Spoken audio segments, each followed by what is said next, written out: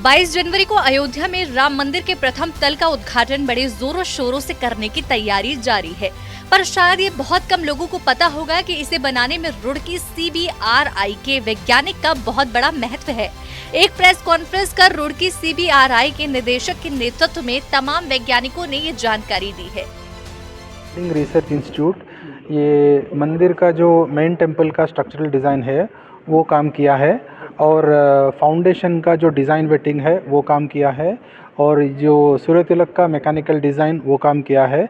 अभी जो temporary structure में जो अभी जो मंदिर है उसका जो तिरपाल है वो भी CBRI ने किया है, और इसका स्ट्रक्चरल हेल्थ मॉनिटरिंग भी सेंट्रल बिल्डिंग रिसर्च इंस्टीट्यूट जो CSIR का भाग है वो किया है। तो करीब 10 से 12 वैज्ञानिक इसमें काम किए हैं। इसके अंदर सर कितनी IIT 5 IITs इसमें सहयोग दिया है, वो एक्सपर्ट कमेटी के रूप में है, और CSIR का ही एक नेशनल जियोफिजिकल रिसर्च इंस्टीट्यूट करके NGRI, तो वो भी इसमें भाग लिया है।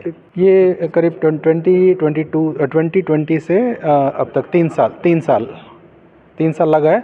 जैसा जो टेम्परेरी स्ट्रक्चर है वो तो 94 से CBRI का योगदान है उसमें, तो करीब 3 डिकेड्स का एसोसिएशन है ये अयोध्या राम मंदिर से CBRI का। वैज्ञानिकों के अनुसार राम मंदिर में सरियों का इस्तेमाल नहीं किया गया है, बल्कि इसके पत्थरों को जोड़कर इस अनोखे स्ट्रक्चर को बनाया गया है।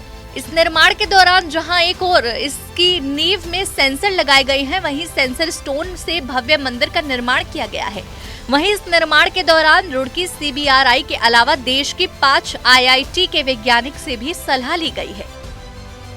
सैंडस्टोन यूज़ किया है, ऐसे जैसे डायरेक्टर सर ने अभी कहा कि इसमें 10 से 12 लोगों का टीम है, तो CBRI में इसका स्ट्रक्चरल डिज़ाइन परफॉर्म किया गया, जिसमें मैं इस पर लीड रोल में था, और इसका आर्किटेक्चरल जो सेफ है, आर्किटेक्चरल डिफरेंट जो एलिमेंट्स है उसको इंटेक्ट रखते हुए स्ट्रक्चरल डिज़ाइन जो अर्थक्वेक में 2500 साल का रिटर्न पीरियड का अर्थक्वेक के लिए उसको सस्टेन कर सकता है, इस टाइप का डिज़ाइन इसमें प्रोवाइड किया गया। और अभी भी साइट में जितने भी SOPs है वो भी CBRI प्रोवाइड कर रहा है, एज़ पर दैट वो कंस्ट्रक्शन चल रहा है। तो हम लोग लगभग 1 साल 8 महीना लगभग इसका डिज़ाइन होने में टाइम लगा है, जो 3D एनालिसिस स्ट्रक्चर एनालिसिस के माध्यम से पूरा हुआ। तो different analysis like micro analysis, macro analysis, macro element analysis, ये सब चीज़ें हमने इसमें परफॉर्म किए, और अभी वो अर्थक्वेक सेफ स्ट्रक्चर का रूप में अभी हम नेशन को डिलीवर किया। राम मंदिर के निर्माण के दौरान भूकंप के कारण होने वाली क्षति का खास ख्याल रखा गया है, और इसकी उम्र 1000 साल निर्धारित की गई है। वैज्ञानिकों के अनुसार जब रामलला को टेंट के नीचे स्थापित किया गया था, तभी से रुड़की CBRI के वैज्ञानिकों द्वारा टेंट को भी इन्हीं के द्वारा तैयार किया गया था, और उस टेंट की खासियत थी कि उस पर आग, पानी का कोई असर नहीं होता था। हाँ, इसमें कोई सरिया का इस्तेमाल नहीं हुआ है, तो इसमें ड्राई जॉइंटेड मशीनरी है, एक स्टोन का ऊपर एक स्टोन बैठा हुआ है, पूरा स्ट्रक्चर बंसी पावरफुल स्टोन से बनाए हुए, और उसका बीच में सिर्फ अलाइनमेंट पर्पस के लिए कॉपर पिन्स है, जो आपका सिर्फ उसका रोल है अलाइनमेंट पर्पस। बताया गया सेंसर भी लगाए गए। हाँ, इसमें स्ट्रक्चर हेल्थ मॉनिटरिंग का भी सेंसर है, स्ट्रक्चर में डिफरेंट एक्सीलरोमीटर्स है, जियोटेक में डॉक्टर मनोजीत आपको बताएंगे और क्या क्या सेंसर्स है।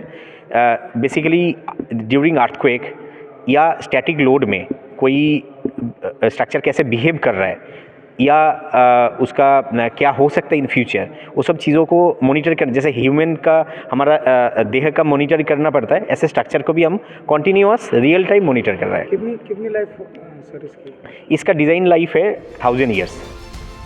वहीं राम मंदिर में सूर्य के प्रकाश पड़ने से लेकर जगह जगह मूर्तियों को स्थापित करने में CBRI की टीम की भूमिका बहुत महत्वपूर्ण रही।